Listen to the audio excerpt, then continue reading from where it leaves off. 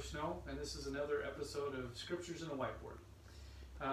Again, as I go through these, I have no particular qualification to do this. It's just something that I want to share with other people. Today, what I'd like to do is read a couple of verses out of Exodus chapter 20, a chapter that's probably familiar to a lot of us, of when Moses brings the commandments down from Mount Sinai and shares these commandments with the children of Israel. Now, after he has shared these commandments, there's a couple of verses that speak specifically about altars. So, starting in verse 24 and 25 of Exodus chapter 20, God is speaking, and he says, "An altar of earth thou shalt make unto me, and shalt sacrifice thereon thy burnt offerings, and thy peace offerings, thy sheep and thine oxen. In all places where I record my name I will come unto thee, and I will bless thee. And if thou wilt make me an altar of stone, thou shalt not build it of hewn stone, for if thou lift up thy tool upon it, thou hast polluted it." I'd like to focus a little bit on the symbol of an altar for a few minutes. So, in those verses, the Lord commands Moses that when they're building an altar, that it should be of unhewn stone. So essentially, the altar is just a pile of rocks. So we have an altar that's made, and again, basically just piles of rocks built up, stacked on top of each other.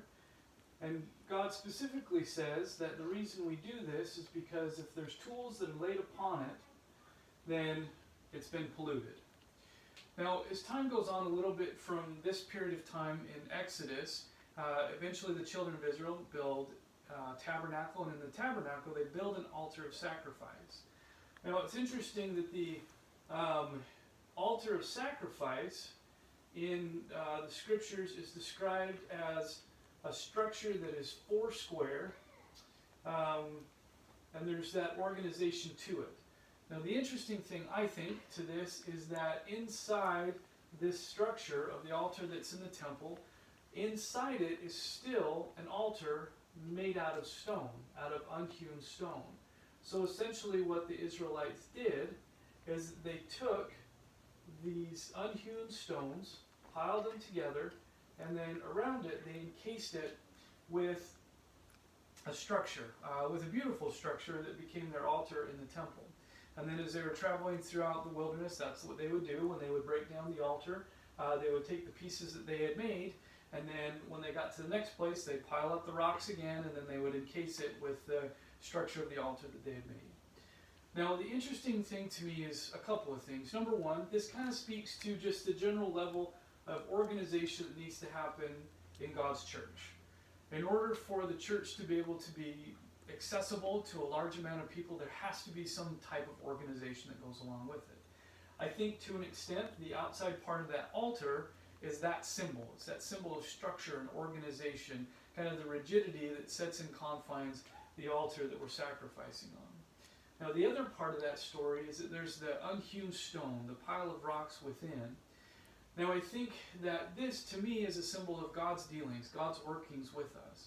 Very often in the scriptures, the workings of God are described as mysterious, unknown to man. The point here is that God says specifically that when you're building an altar, don't put any stones or don't put any tools on it. It's just going to be the pile of rocks. Because I'm going to make a work through this altar. It's not going to be your work that I'm going to depend on, it's my work. It's the same type of thing with the organization of the children of Israel at this point in time, where we've got the structure, because you got a lot of people, and you do need some organization if you've got that many people trying to roam through the wilderness. But inside that, we still have that symbol, that beauty of the unhewn stone, kind of the mysteries of God encased within the structure of the church organization at that time. Now, I think that this is important for a few different reasons. I feel like, number one of the things that we talk about when it comes to the unhewn stone is that God says if you lay tools on it, you're going to pollute it. Now, this is interesting when it comes to a vision that would be received much later by Daniel. Daniel sees a vision of the kingdoms of the earth, and then there was a stone cut without hands that was going to destroy them all. That stone cut without hands we understand to be the kingdom of God during the millennial reign when Christ comes again, that his kingdom will stand above all others at that time. This is that kind of unhewn stone that I think Daniel's talking about, and the symbolism that we get with Moses after delivering the Ten Commandments. But again, there needs to be a certain amount of structure that goes along with that, meaning that we have to have some type of organization when it comes to dealing with millions and millions of people. There's got to be some type of organization when it comes to Sabbath day observance, and where do we meet, and how do the churches work, and that type of thing. The problem is there needs to be a balance between this and having something that's structured. So kind of on the far end of this example is that we have an organization that cares only about the organization. There's nothing about the inner workings of God within. So in a very real way, what we're describing here is kind of a balance between complete structure and then turning everything over to God.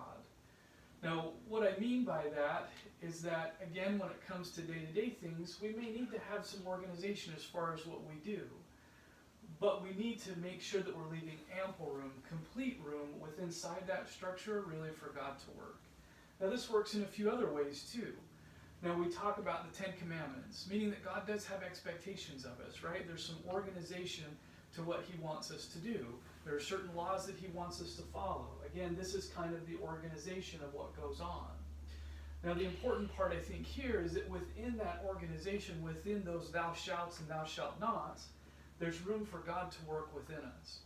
I think the problem sometimes is that in churches and in our lives, perhaps, we err too much on this side of things, where we focus so much on the structure that we're not worried about God trying to work within us. And the opposite is true too. Sometimes we have this feeling that God speaks to us freely, and I totally believe that He does, but we do it without any structure or organization. And the problem with being totally over here and totally over here is that we miss out on some of what's going on. It's the power of having that organization coupled with God being able to work within us that I think really brings a lot of blessings forward in our life. And this is understandable in a lot of different things. We understand that when it comes to anything from sports or any type of discipline that we might be involved in, that there's a certain amount of structure and rigidity to what we need to do, but that has to be balanced with a certain amount of freedom to be able to act and do. A very quick sports example. Maybe a quarterback calls an audible on a play. He sees something on the field that happens that maybe an offensive coordinator doesn't see, and so he calls an audible real quick. Still working within the confines of that game, but allowing that ability to make a quick call based on what he sees to change. Now, if we were clear over here, there would be no confines. You could do whatever you want to do. And then over here, there'd be so much rigidity and structure that there's literally no room for God to act within our lives.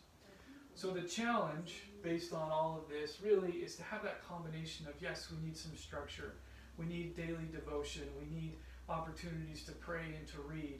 But those in-between times are really where God can start to work within our lives. And we need to allow Him that opportunity by having these things inside that are unhewn within us, that things that we have not polluted, but we're allowing God to freely work within us. Thanks again for tuning in. Hopefully it was something interesting for you to enjoy. Thank you very much.